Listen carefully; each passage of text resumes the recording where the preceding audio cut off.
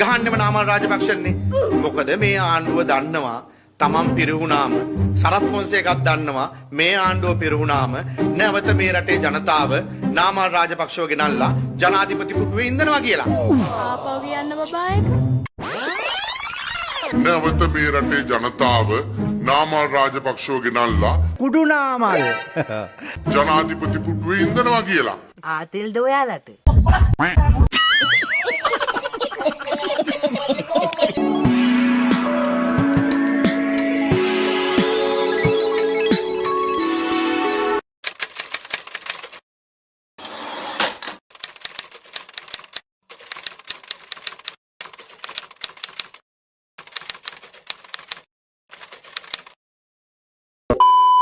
දැන් පාතාලය අල්ලනවා.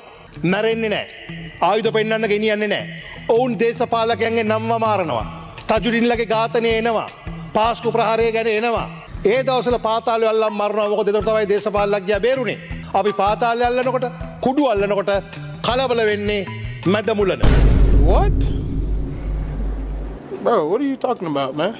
මේකට හේතු තියෙනවා කර සභාපතිතුමනි. මේ නාමල් රාජපක්ෂගේ කට වැඩි නිකන් බය නැහැ. ඇයි මෙහෙම? මං කියන්නේ ඌට අයිතියක් තියෙනවා කතා කරන්න. ඊට බලන්නකෝ බය නැතුව කතා කරන්න ඇති. මං කව කනත්තක් ගාවින් යනකොට උන් අසභ්‍ය වචන කියන්නේ බය නැති කමට නෙවෙයි බයත කමට. හරිද? මට නාමල් මහත්තයා දකින්න ඒක තමයි මතක් වෙන්නේ. මොන මං අහනවා. තමුන්නාන්සලා උත්තර දෙන්න. Okay. Let's go. ශ්‍රී ලංකා රක්ෂණ සංස්ථාව වික්කේ කවුද? දන්නේ නෑ. චන්ද්‍රිකා. ආසියාතික හොටල් සංස්ථාව වික්කේ කවුද? දන්නේ නෑ. චන්ද්‍රිකා. රාජ්‍ය ඩිස්ටිලරි සංස්ථාව වික්කේ කවුද? දන්නේ නෑ. චන්ද්‍රිකා. ලංකා ෂෙල් ගෑස් සමාගම වික්කේ කවුද? දන්නේ නෑ. චන්ද්‍රිකා. ශ්‍රී ලංකා ටෙලිකොම් සමාගම කවුද? දන්නේ නෑ. චන්ද්‍රිකා. එයා ලංකා සමාගම කවුද වික්කේ? දන්නේ නෑ. චන්ද්‍රිකා. බෝගල මිනිරන් සමාගම දන්නේ නෑ. චන්ද්‍රිකා. පැලවත්ත සීනි කර්මාන්තය දන්නේ නෑ. රානේල් සෙවණගල සීනි කර්මාන්තය දන්නේ නෑ. ලංකා මිල්ක් ෆුඩ් සමාගම දන්නේ නෑ. සිලෝන් ඔක්සිජන් සමාගම දන්නේ නෑ. අනේ ඵලයන් යුක්තියේ යන්න උඹ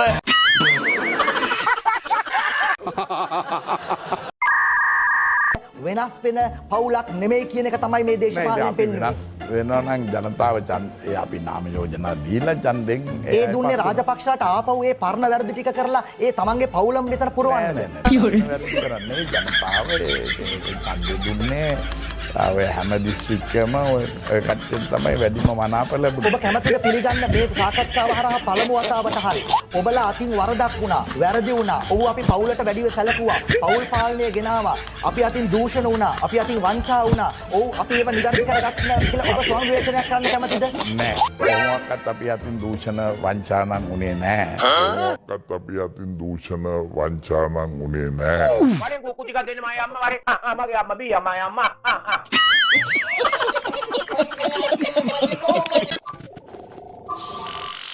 ජනාධිපති ගෝඨාභය රාජපක්ෂ අගමැති මහින්ද රාජපක්ෂ කියන දෙදෙනා වහාම ඉල්ලාස්විය යුතුයි. ඒ ඉල්ලාස්වීම දක්වා මගේ මාරාන්තික උපවාසය මම අත් නොහරින බව මේ මහා ජන අරගලය නොනවත්වන බවත් විශේෂයෙන් සිහිපත් කරනවා. දානමෝදර පිටියේ උපවාසයක නිරත වූ පූජ්‍ය තෙරිපැහැ සිරිධම්ම හිමියන් රෝහල් ගත කර තිබෙනවා.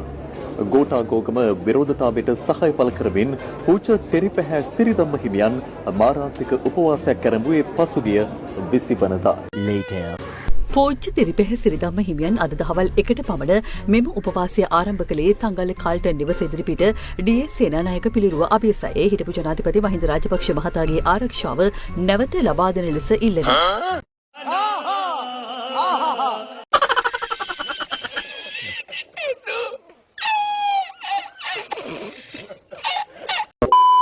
වසරක් යනකොට අපි කටයුතු කරපු දිහා බැලුවම පාතාලේ මඩිනකොට විපක්ෂයේ සමතලා වෙලා ගිහිල්ලා. කුඩු මඩිනකොට විපක්ෂයේ කුඩු පට්ටම් වෙලා. දූෂණයේ මඩින විට සුන්නත් දූලි වෙච්ච විපක්ෂයක් බවට පත් වෙලා ලංකා ඉතිහාසයේ අවුරුදු 70කට පස්සේ විපක්ෂයේ එක ගොඩකට වැටුණා. කැබලි වෙච්ච විපක්ෂය දැන් එක ගොඩක තියෙනවා. සුන්නත් දූලි වල කැබලි වල තියෙනවා. අන්න එතකොට දැන් තමයි ලංකා දේශපාලනයේ ඇත්තම ගත්තොත් නියම කඳවුරු දෙක බෙදුනේ. එක කඳවුරක් දැන් ඔතමුන්නාන්සලා ඔක්කොම එක්ක අහුවෙලා ඉන්නේ.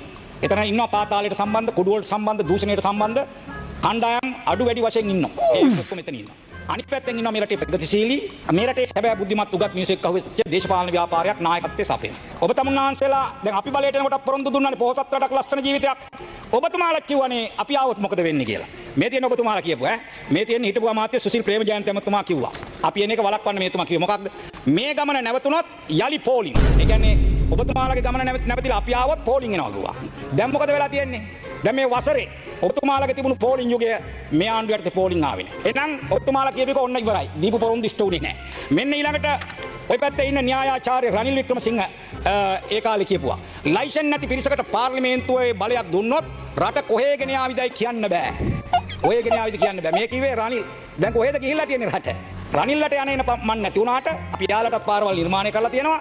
රට යස අපූර්වට යන බව කුහකකම් තියෙන ඉරිෂාව තියෙන විපක්ෂයේ සමහර ඇත්තන්ට නොතේරුණාට ජාත්‍යන්තර සංවිධාන අගයනවා. රටේ මිනිස්සු අගයනවා. ඔබතුමාලට ඉතින් මේක තේරුම් කරන්න වෙන භාෂාවක් නැහැ. මේ තියෙන්නේ ඔබතුමාලා අපි බලයට ආවොත් වෙනවා කියපුවා. දැන් මම අහන්නේ දැන් මේ කියපු අනාවැකි ඉෂ්ට වුණාද කියලා. දැන් අපේවා ඉෂ්ට වුණාද බලනකොට මේවත් ඉෂ්ට වුණාද බලන්න එපා. දැන් මේ මොකද්ද කිව්වේ? මාලිමාවේ ප්‍රතිපත්ති ප්‍රකාශයෙන් වාර්ෂිකව කෝටි ලක්ෂයක් රටට අහිමි වෙනවා. රනිල් කියයි. වාර්ෂික කෝටි ලක්ෂයක් රටට අහිමි වෙනවා. කොහෙද අහිමි වුනේ? දැන් වර්ෂය යනකොට රටේ හිඳිලා තිබුණු භාණ්ඩාගාරයේ රුපියල් වලින් ට්‍රිලියන පන්නන්න දැන් එකතු කරලා තියෙනවා. භාණ්ඩාගාරයේ ඩොලර් සංචිතයත් වර්ධනය වේගෙන් ඉදිරියට ඇවිල්ලා තියෙනවා. ඒතකොට රනිල් ඔබතුමාලා කිව්වා පච වුණාද බොරු වුණාද නැති වුණාද කියලා මං අහන්නේ. ඊළඟට ඔබතුමාලගේ පැත්තේ ඉන්න മന്ത്രിතුමියක් මේ තියෙන එතුමිය දිනමිනට ඒ කාලේ කියපුවා ජයිපේ ආණ්ඩුව ආවත් ඩොලර් පමණක් නොව රුපියලුත් නැත්තටම නැති වී යනවා. දැන් නැත්තටම නැතිලා තියෙන විපක්ෂය. තව ගොඩක් තියෙන ඔබතුමාලා කියපුවා. මොනවද කිව්වේ? ජාතික ජනබලවේගයේ ආණ්ඩුව ආවොත් ආගම් අදහන්න වෙන්නේ නැහැ කිව්වා. පෙරහැර කරන්න වෙන්නේ නැහැ කිව්වා. ආයි අලියත්තු දකින්න වෙන්නේ නැහැ කිව්වා. ඒකද උන වෙන එකක්ද උනේ. ලස්සන්ට පෙරහැර සිද්ධ වුණා. මහා දළදා දැක්මක් වසර ගණනාවකට පසුව සිද්ධ වුණා. සියලු ආගම් වලට නිදහසේ ආගම සමරන්න පුළුවන් ඉඩකඩක් හම්බුණා. මොකක්ද උනේ? ඔබතුමාලා කියපු දේ උනේ නැහැ. ඒතකොට අනිත් පැත්තනේ වෙලා තියෙන්නේ. ඔබතුමාලා කිව්වා ජාත්‍යන්තර මූල්‍ය අරමුදල රට දාලා යයි කියලා. ගියාද? ඔබතුමාලා කිව්වා ජාත්‍යන්තරයක් නැහැ කිව්වා. පෙට්ටි කඩේ කොටන්න බෑ කිව්වා. දැන් ඔබතුමාලාගේ කඩේට මොකද වෙලා තියෙන්නේ? ඒවත් සමතලා වෙලා තියෙන්නේ. වෙන වෙනම දාගත්ත කඩ ඔක්කොම බිඳ වැටෙනකොට දැන් අචාරු කඩයක් දාගෙන ඉඳලා විපක්ෂ. එන්දා ඔබතුමාලා තේරුම් ගන්න. ඔබතුමාලා කියපුවා බොරු වුණා. ඔබතුමාලා කිව්වා ජාතික ජනබලවේගයේ බලයට ඇවිල්ලා වසරක් යන්න ඉස්සෙල්ලා ওই වාහන දෙක තුල තියෙනවා ගණී කිව්වා, ගෙවල් තියෙනවා ගණී කිව්වා. කොච්චර කීවද? දැන් ඔක්කොම පච වෙලානේ තියෙන්නේ. දැන් පච තියෙන්නේ ඔතනනේ. එහෙනම් ඔබතුමාලා පච බෑවේ නැව් පිටින් බෑවේ. එහෙනම් ඔබතුමාලට මම මතක් කරන්න කැමතියි. ඔබතුමාලා කියපු දේවල් බොරු බවට පත් වෙලා තියෙනවා. ජාතිවාදී ආගම්වාදී එයි කිව්වා.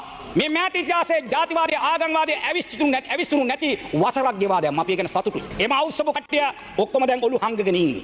එහෙනම් ඔබතුමාලා තේරුම් ගන්න ඕනි. දැන් මේ තියෙන වෙන ප්‍රශ්නයක් මම මුලින් කිව්වා වගේ ඔබතුමාලාගේ දේශපාලනයට ශක්තිය සපයපු ඔබතුමාලාගේ ගර්භාෂවල තිබු ඔබතුමාලා බිහිවෙච්ච ගර්භාෂයේ තිබුණු පාතාලයේ සුණු විසුණු වෙනකොට කුඩු ටික අල්ලනකොට දූෂණයට එරෙහිව කටයුතු කරනකොට ඔබතුමාලාට වෙන කියන්න දෙයක් නැහැ. ඉඳක් ගහන්න පුළුවන් මඩ ලෝඩ් පිටින් ගහනවා. දැන් සමහරු වියරු වැටිලා ඉන්නේ. වියරු වැටිලා ගහන්න පටන් ගන්න තියෙන්නේ. අනුරට ගිල්ලවන්න හරි අමාරුයි.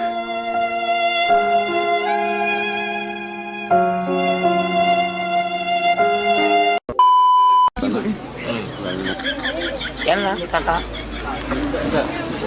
හරි. ඉලෙන්න තාතා.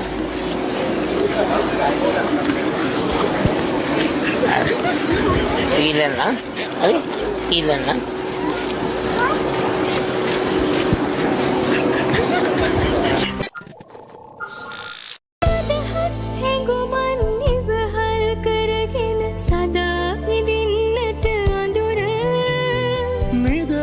සටනට නිවහල් මිනිසුන් සමගින් එනවා අනුරායවස්